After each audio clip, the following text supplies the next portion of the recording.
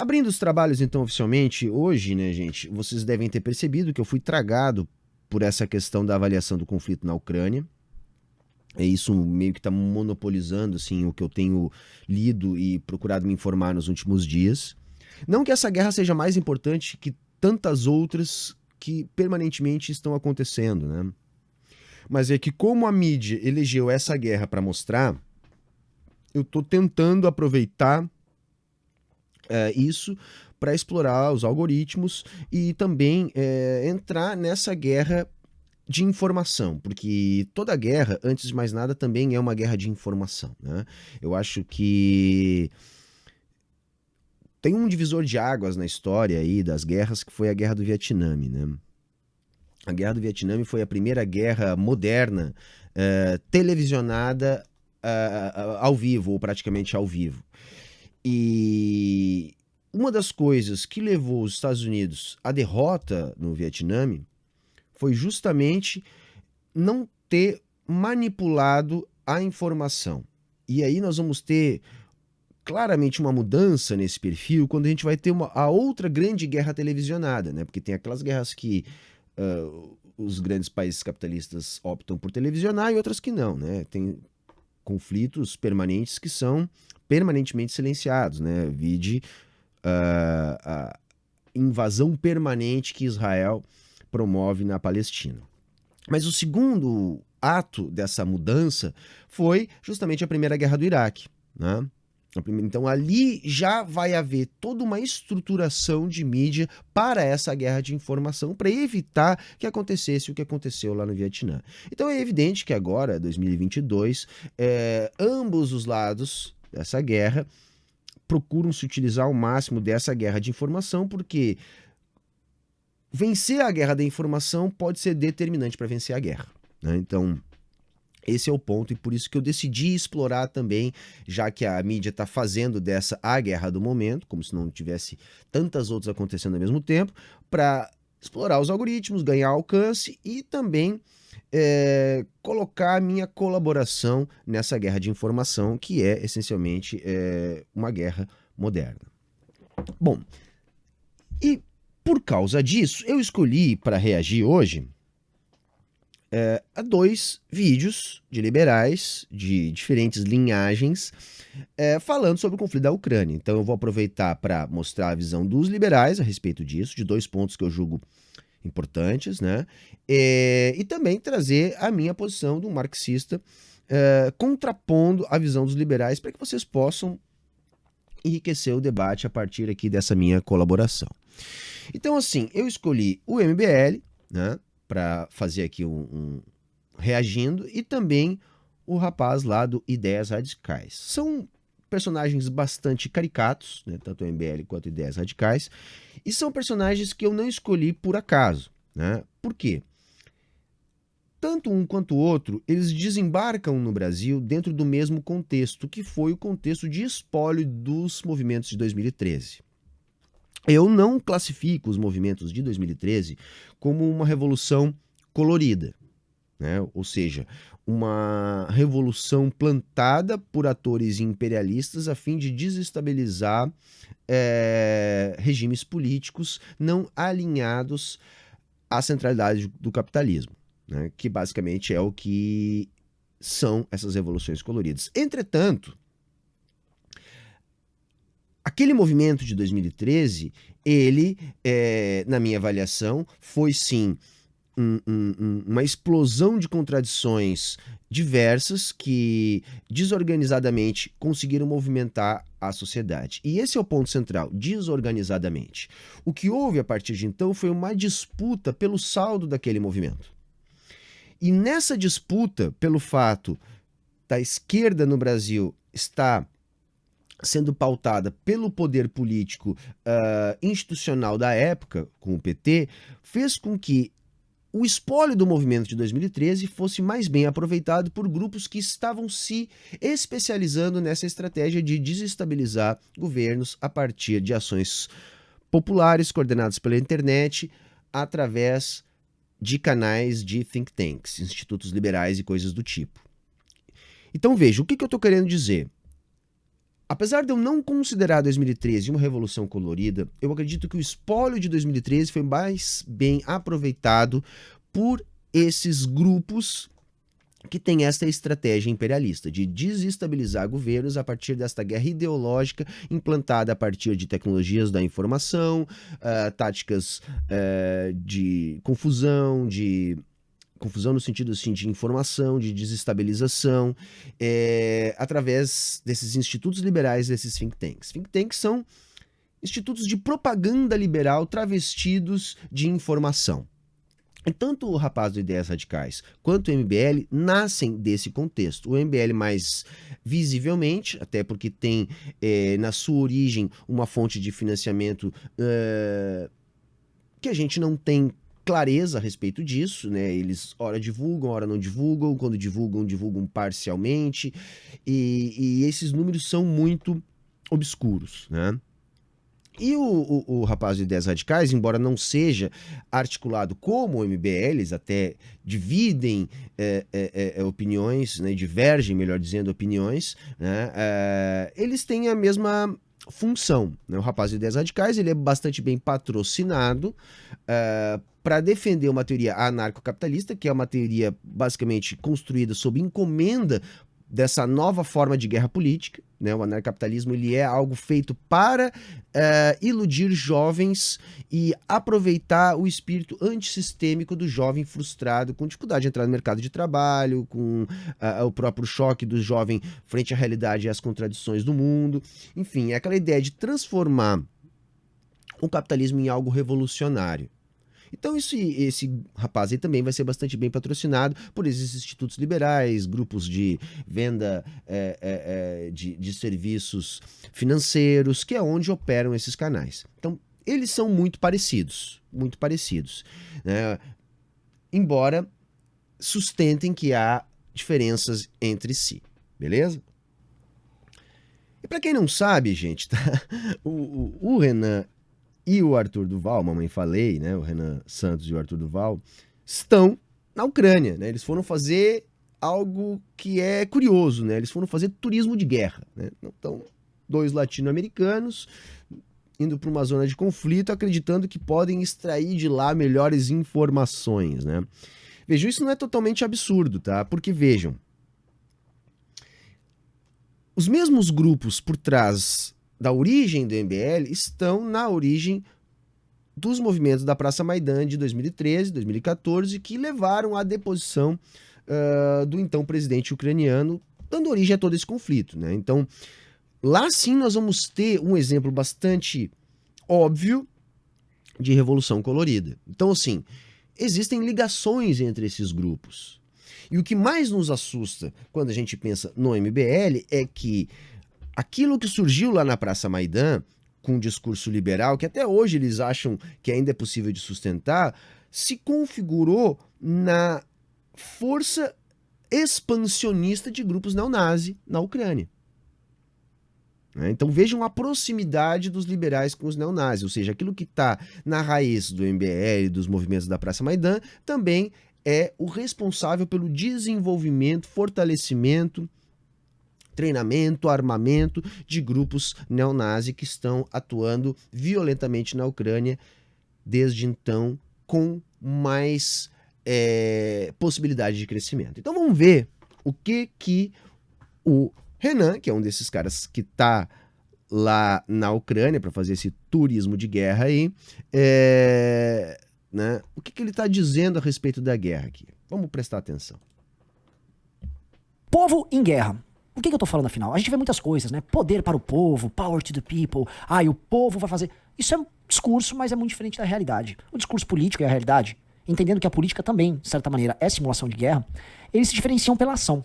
O que a gente começou a ver agora na Ucrânia é uma lição, tá? Uma lição que começa ali no Maidan, mas tem raízes históricas muito maiores, muito mais profundas. Eu vou falar da decisão tomada pela população ucraniana de pegar... Só uma adendo, viu que ele já faz essa menção ao Maidan, ele se identifica e ele valoriza o que aconteceu ali, né?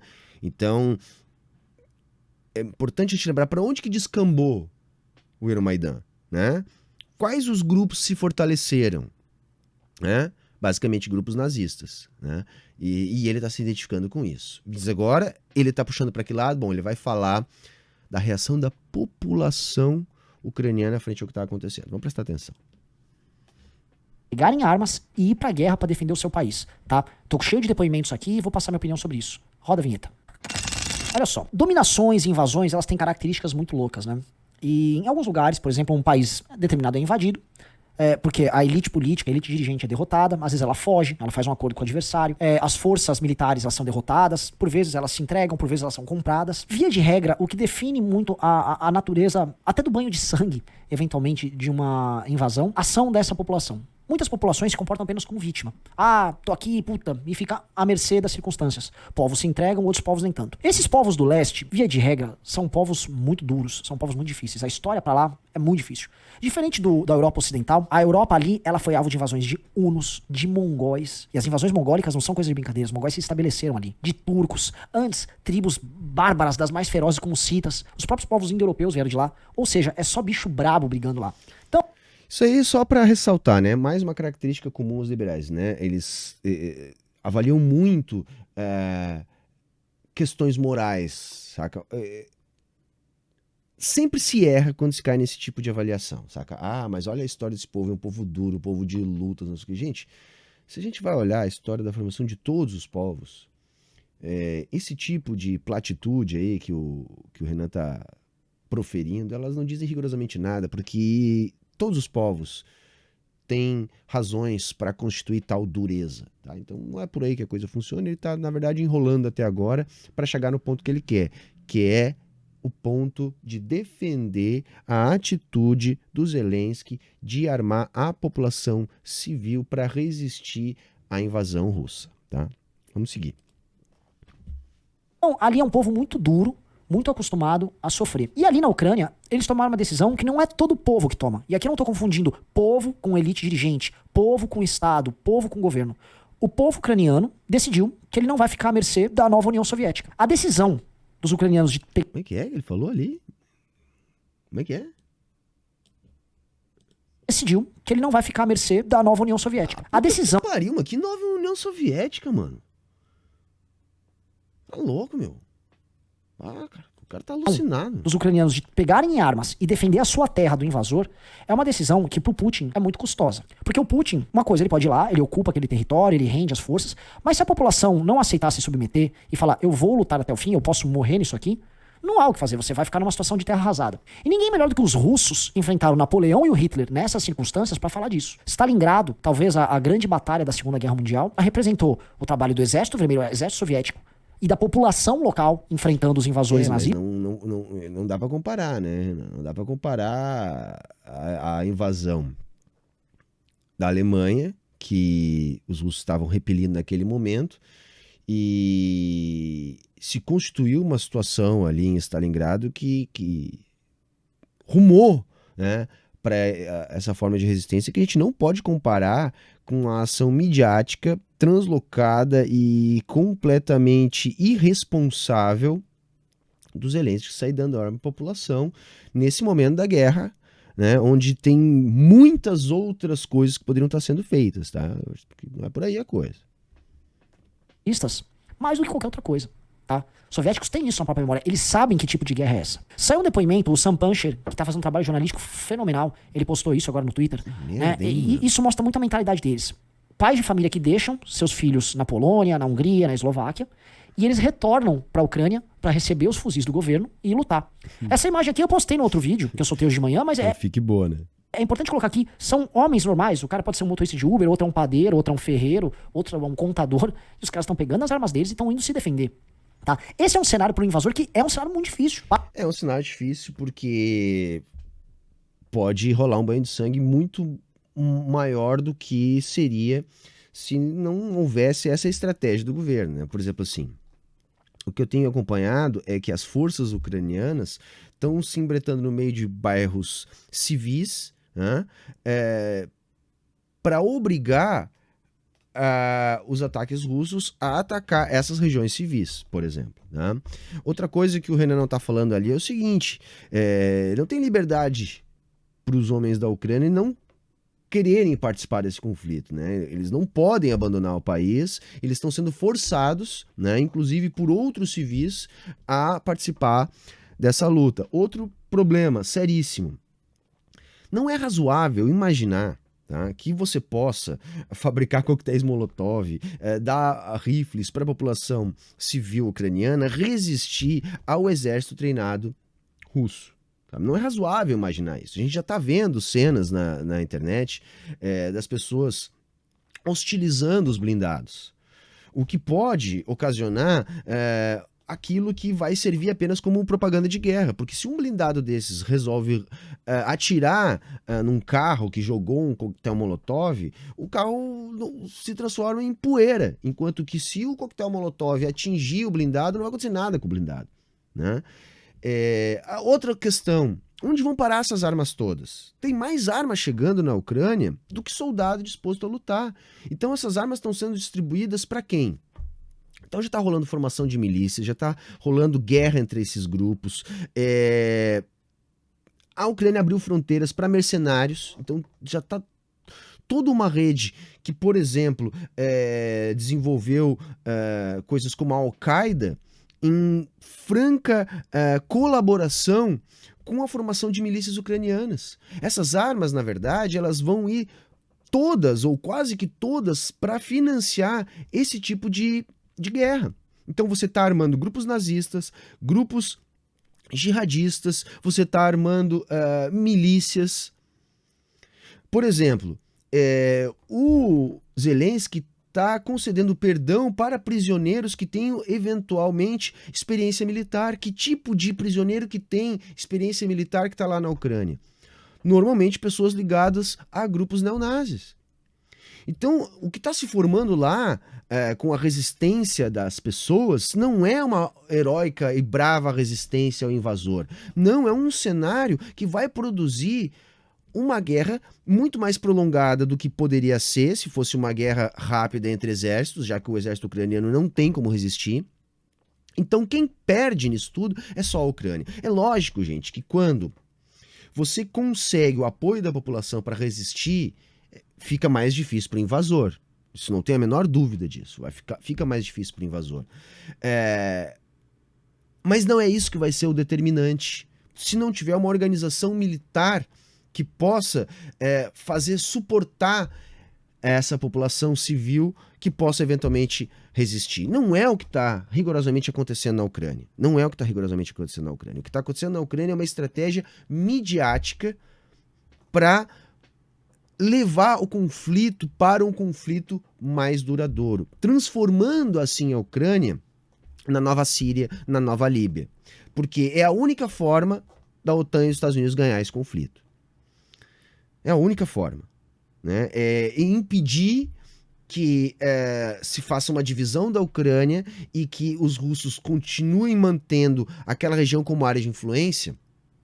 A única forma de impedir isso sem produzir uma catástrofe de proporções inimagináveis, como a invasão de tropas oficiais da OTAN ali, que poderiam escalar até mesmo para um conflito nuclear. Ou seja, sem essa possibilidade, sem que isso aconteça, não há outra maneira dos Estados Unidos e da OTAN vencer sem transformar a Ucrânia na nova Síria, na nova Líbia. Ou seja, deixar o país em ruínas para que ninguém possa explorar aquela zona ali como área de influência. Então, tipo, se os russos querem manter aquela zona, a OTAN quer utilizar aquela zona para reforçar o seu poder sobre a União Europeia, não tem problema nenhum transformar aquilo numa praça de guerra permanente. E é isso, no máximo, que pode acontecer com esse tipo de resistência.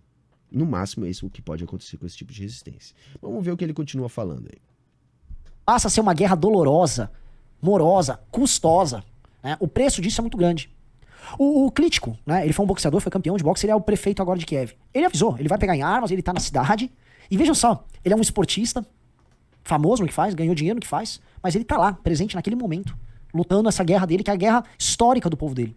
Né? Essa foto que você tá vendo aqui é de uma deputada, aprendendo como usar um fuzil e se colocando apta a defender a própria população. Esse outro aqui, dá uma olhada nisso. Just my assistants here. This is the short Kalashnikov. We have just, let me see.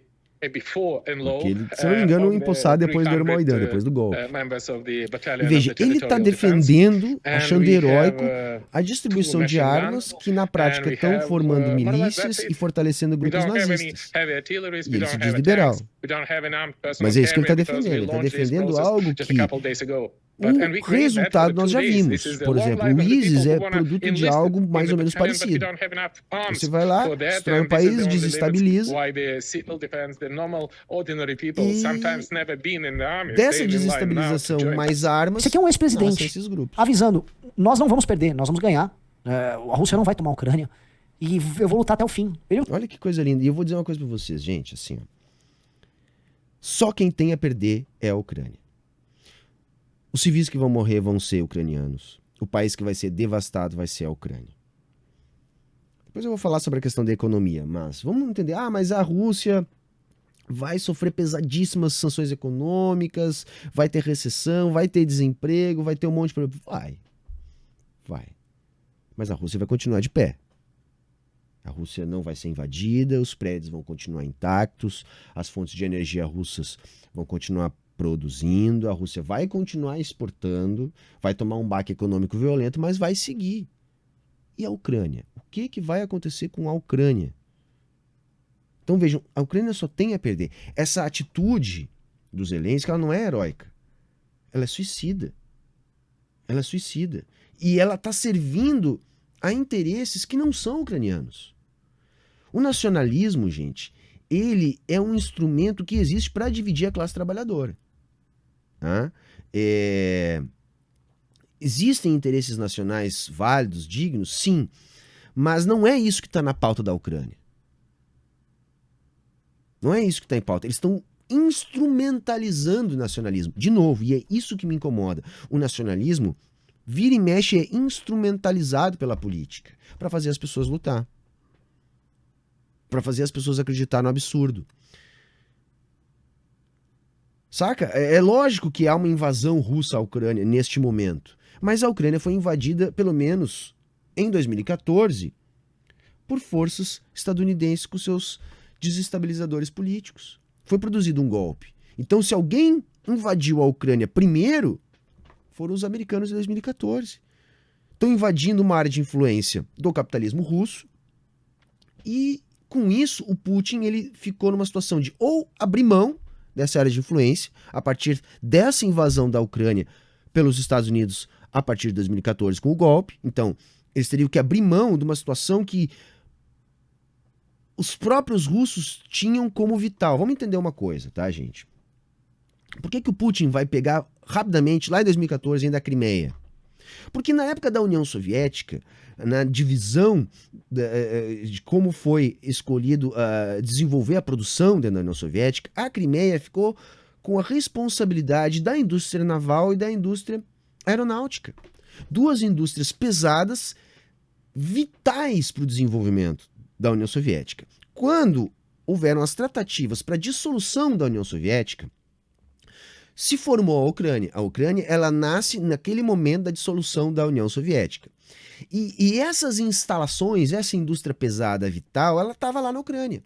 Ora, naqueles acordos ficou acordado, tudo bem, vai ter ali um país independente, agora nós vamos manter acordos comerciais relacionados a essas estruturas que foi a União Soviética que desenvolveu ali. Então, já estava acordada essa situação. Por isso, por exemplo, que o Putin não teria condições de aceitar a expansão da OTAN ali, ou de aceitar perder o controle sobre a Crimeia. Entendem o que eu estou querendo dizer? Então, se hoje o Putin está invadindo a Ucrânia, é porque não restou a ele opção diante da invasão da Ucrânia a partir de 2014 por esse tipo de desestabilização política, na qual, por exemplo, está todo estruturado o MBL. Então a coisa é mais complexa. Não tem mocinho na história? Claro que não, porque o Putin ele é o representante do capitalismo russo, está defendendo os interesses do desenvolvimento capitalista russo, que tem aquilo ali como área de influência, tem aquilo ali como estruturas vitais para o funcionamento da economia russa. Eu não classifico como uma guerra interimperialista, mesmo tendo elementos imperialistas na ação da Rússia, Porque classificar como uma guerra interimperialista não explica o fenômeno. Vejam, eu não consigo entender o imperialismo como estando presente em alguns países capitalistas e em outros não. Por quê? Porque o imperialismo é uma fase estrutural do desenvolvimento capitalista. Então, hoje, o que existe entre os países é uma disputa no espaço global, onde todos praticam atos imperialistas, sobretudo no que diz respeito à exportação de capital, para buscar espaço nesse grande mercado global. Então, todos estão fazendo essa disputa. De modo que existe uma hierarquia imperialista global, que é justamente isso que os Estados Unidos está fazendo a sua guerra preventiva. Ele está vendo a China crescer e, de certa forma, tomar espaço nesse mercado imperialista global, tendo que agir preventivamente, ratificando o seu poder imperialista sobre a Europa. E a Ucrânia, no caso, é a bola da vez para produzir essa ratificação. Por isso a expansão da OTAN, por isso a desestabilização da Ucrânia desde 2014. Então é neste ponto que Putin fica numa situação que ou ele reagia desta forma, ou ele abria mão daquele espaço que é vital para o desenvolvimento do capitalismo russo. Então por isso que eu digo, não tem mocinho na história, mas quem está causando o conflito é a OTAN como marionete dos Estados Unidos. Beleza? Um senhor de idade. Os exemplos estão sendo dados. Você vai falar, pô, por que eles estão lutando por esse país? Nem é um país rico, um país pobre. Nem é um país tão bonito. Não tem nada especial, mas é o país deles, gente. Preconceito, hein, cara? E eles têm um vínculo com a própria história, com a própria terra, que, enfim, hoje a gente vivendo nas democracias liberais, e eis aqui minha crítica às democracias liberais, tenta se apagar isso aí, né? Parece que tipo, não, na verdade qualquer um pode se mudar, não existem nações, o mundo é multicultural, não. Só existe resistência Tá ucraniana. ligado? Ele tá defendendo o nacionalismo chauvinista instrumentalizado que leva ao desenvolvimento do nazifascismo. Basicamente isso que ele está fazendo aí, né? Ele tá utilizando um elemento que é o elemento que está mobilizando, por exemplo, o desenvolvimento das forças nazi na Ucrânia. E ele está defendendo isso. Né? Ele está defendendo esse nacionalismo. Ucraniana, porque existe a noção de ser ucraniano. Porque existe a nacionalidade ucraniana. Porque quem está sendo passível, não de extinção exatamente, mas de dominação, de humilhação, é o povo da Ucrânia, não outros povos. E na verdade o multiculturalismo ele desaparece nessa hora porque Sabe o mundo... a burrice desse raciocínio? Tipo assim, não, eu vou ser heróico aqui, eu vou provocar uma guerra prolongada aqui no meu país e vou deixar meu país em escombros. Saca? São 5 milhões de refugiados, no mínimo. Quer dizer, a maior parte da população não quer isso aí, gente. Não quer. Sabe que isso é loucura. Claro que existe uma questão de nacionalidade, de soberania. Mas para além da questão de soberania, o que seria melhor para o povo ucraniano? Que não tivesse guerra. Que não houvesse destruição completa da estrutura física do país. E que fosse resolvido diplomaticamente o conflito. Isso seria o mais razoável. Porque se você entrar nessa, não, mas vamos resistir sim, vamos pegar em armas. O que é mais inteligente? Fazer isso, ser derrotado do mesmo jeito e deixar o país em ruínas, com centenas de milhares de mortos, ou seja, varrendo o país do mapa, ou entendendo a complexidade da questão e, a fim de evitar isso, que é o pior, buscar uma solução diplomática, de preferência multilateral na região. Fazer com que a região deixe de ser uma área de influência russa, isso não vai acontecer, gente, porque isso é idealismo puro. Entende? Aquilo ali está estruturado assim a partir do que historicamente está sendo constituído. Não tem como tirar dali as estruturas produtivas vitais à economia russa, por exemplo. Não tem como tirar dali a indústria naval, não tem como tirar dali a indústria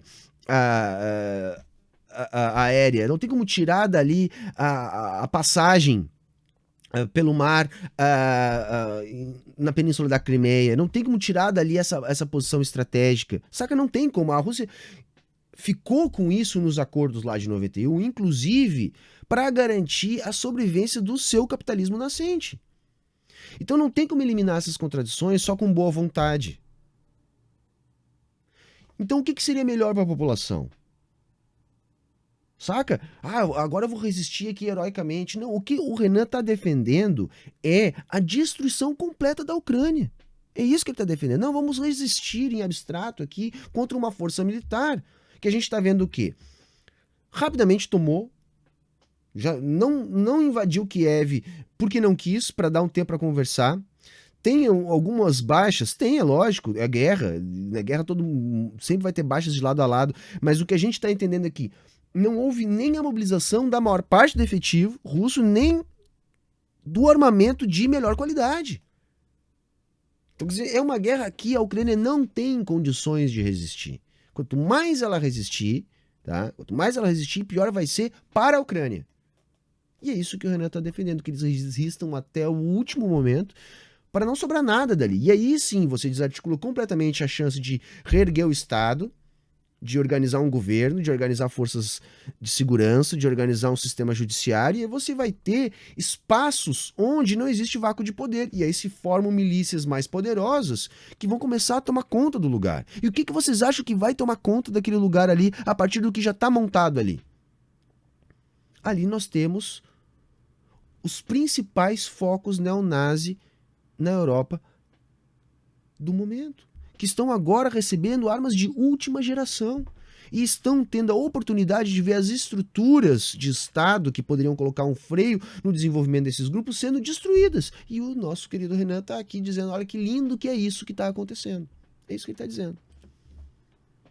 Unido, de mãos dadas, não tá de mão dada pela Ucrânia. A Ucrânia tem que lutar sozinha contra a Rússia. E não tô aqui fazendo apologia de que não, os Estados Unidos tinham que ter entrado na guerra. É uma situação geopolítica complexa pra caramba. Uma situação muito difícil, tá?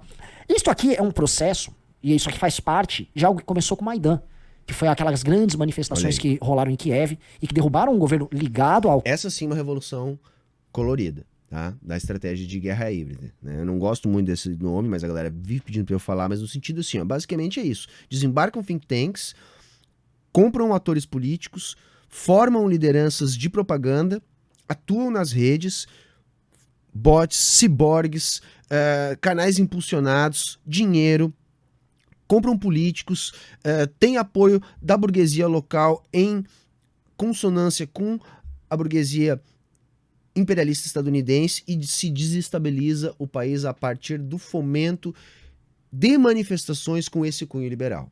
É isso que ele está defendendo. Tá? Ele está falando do Euromaidan porque é de onde nasce também o MBL. Correto? É isso que ele está falando ali. E eu volto a chamar a atenção. Qual o saldo do Euromaidan? Batalhão Azov, perseguição aos comunistas, clandestinidade do Partido Comunista na Ucrânia,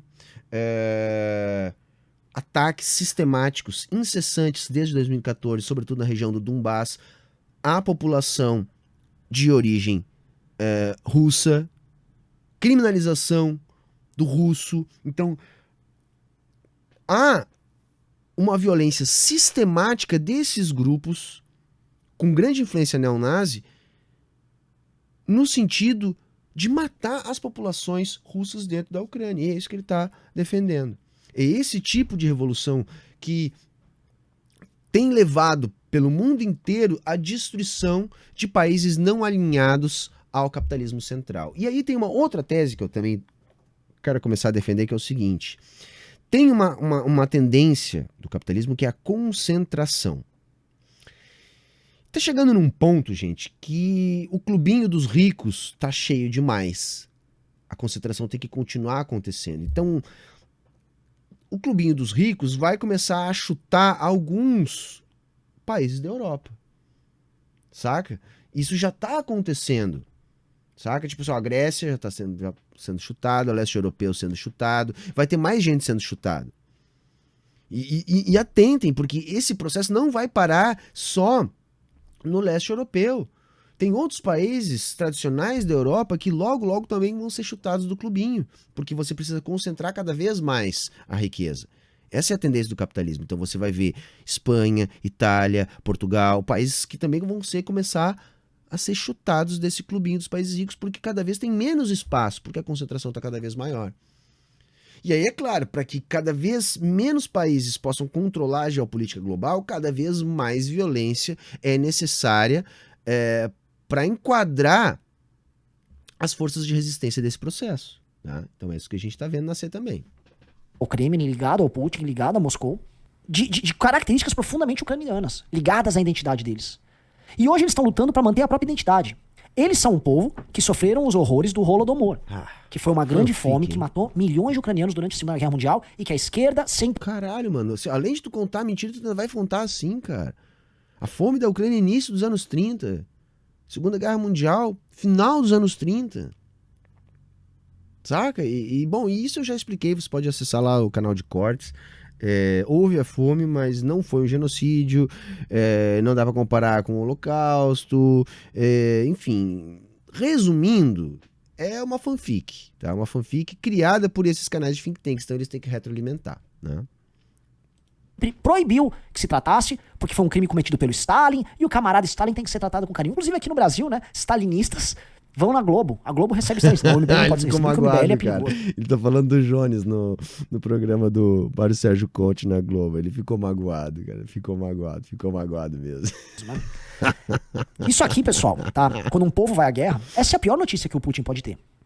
Essa onda de solidariedade e essa onda de luta pelo próprio território é um exemplo de que o Estado-nação tá muito longe de deixar de existir. E outra coisa, é importante essa defesa dele, porque esses caras não são ingênuos, eles seguem um roteiro e esse roteiro vem de cima para baixo. Então é uma ação estruturada. Por isso que eles estão lá na Ucrânia, porque os mesmos grupos que estão patrocinando tudo que está acontecendo lá na Ucrânia são os mesmos grupos que patrocinam eles, no sentido de fazer esses grupos existirem, tá? Então ele tem que reforçar essa narrativa porque foi a narrativa escolhida. Lembra assim, de quando eu comecei a analisar aqui, o que eu imaginei? Olha, a sanção vai ser econômica, a guerra vai ser rápida, a ONU vai mandar um... Porra, meu, te vira aí pro Zelensky e o Zelensky vai ter que negociar. Só que isso seria uma derrota política muito violenta pro Biden, tá? E o Biden já tá com uma popularidade muito baixa, tá no meio do mandato, enfim. Não ia dar pra fazer isso. Qual foi a estratégia então? Sendo que a outra estratégia seria invadir a Ucrânia com forças da ONU, mas aí as consequências seriam inimagináveis. A estratégia foi essa. Então nós vamos pegar, vamos usar esse fantoche, que é o Zelensky, vamos aniquilar a Ucrânia, não vamos sobrar nada, vamos fazer a nova Síria, a nova Líbia lá. Então faz parte da estratégia do imperialismo fazer essa resistência. Por isso que canais como o MBL têm que sustentar essa narrativa. Porque é isso que eles precisam. Eles precisam glamorizar essa chacina, que vai só estimular o aparecimento de mais forças nazis na região. Por quê? Porque essa é a estratégia que vai fazer com que os Estados Unidos ganhem a parada. Porque a ideia é essa. Não sei se vocês estão entendendo. Olha, nós não vamos conseguir tomar essa área de influência do Putin, porque o Putin não vai deixar. A gente está tentando e a estratégia era tomar, mas o Putin, ao invadir a Ucrânia, ele disse, não vou deixar. E agora a única coisa que resta para os Estados Unidos, bom, então se nós não vamos poder ficar com isso aqui, ninguém vai ficar. Nós vamos transformar isso aqui numa grande cratera de guerra. Para isso, vamos usar o povo como bucha de canhão. Então essa estratégia está sendo montada, por isso que está sendo criado esse papo do Zelensky heróico, né, do povo heróico, tudo. Quer dizer, essa estratégia está sendo montada pelo quê? Pela narrativa imperialista da guerra de informação, onde os think tanks têm papel fundamental e eles são coordenados mundialmente. Por isso que o Renanzinho está aqui fazendo o papel dele para justificar, vamos dizer assim, seus vencimentos. Quem demonstra pra gente que fica achando que o mundo é uma grande aldeia, todos estão de mandado, que o mundo é um lugar feio, sujo e mau, e que cabe a você proteger os seus, e que a ideia de nação, mais do que nunca, ela existe. Porque se ela não existe pra te proteger, no mínimo, ela deve existir pra que você se sinta uno com outras pessoas que, como você, são alvos de inimigos. Porque no fundo a gente tem que se juntar com os nossos pra se proteger de outras ameaças. E o mundo é cheio de ameaças. Não imagine que elas não existem por todos os lugares. Aqui no Brasil, temos um presidente que tentou um golpe de Estado e tá lá lambendo a bota do Putin, e outro que tentou a sua maneira concentrar poder, que é o Lula, puxando o saco também desse bloco chinês e russo querendo governar a gente aqui no Brasil, tá bom, pessoal? Espero que tenham gostado. Beijo e abraço pra todos vocês. Tchau. Mas eu acho que deu pra sacar, né, o que eu quis colocar. Eu acho que é fundamental entender o papel do MBL, o porquê que o MBL tá lá fazendo esse turismo de guerra, para ficar mais junto dos seus, tá? E para atender essa agenda que é coordenada para emplacar essa narrativa, né, de que é legal essa resistência, não, que não é um suicídio, que não é uma besteira, que não vai transformar a Ucrânia num buraco devastado e ainda vai deixar de saldo grupos neonazis armados até os dentes, né? Quer dizer, no final das contas, gente, esse é o objetivo mesmo, né? Porque aí você vai implantar ali uma célula de desestabilização na região permanente. como os Estados Unidos fez lá na Síria, por exemplo. Então é uma estratégia que se repete, só não vê quem não quer ou quem está alinhado a algum tipo de interesse relacionado a construir esse tipo de realidade mesmo. Bacana?